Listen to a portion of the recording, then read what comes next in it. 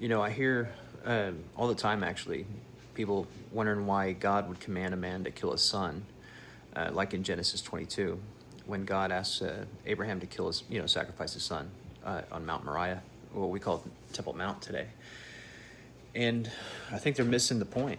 There's a really cool story in there if you pay attention. And so I highly recommend that you look back on it and see what I see.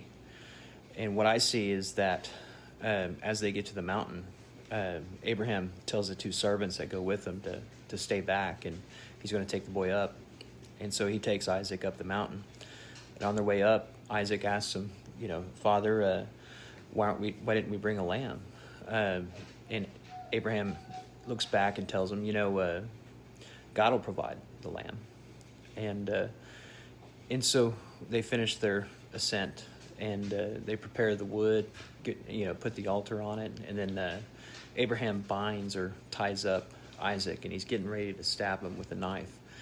And the angel of the Lord stops him, and he says, "Stop."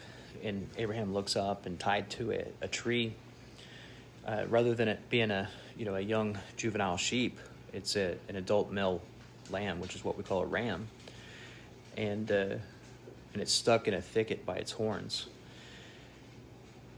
I can't help but think about how, on the way up the mountain, Abraham had Isaac carry the wood, for the sacrifice. And when it came time to actually sacrifice something, it ended up being an adult male rather than a juvenile. And it was a ram instead of Isaac. And so all I could think of was Jesus Christ carrying the wood, the cross, up the mountain, the same mountain that he would be crucified at. And he's the Lamb of God, an adult male, not a juvenile. So God never wanted Abraham to sacrifice his son. He was just saying, you don't have to do that. We'll sacrifice my son.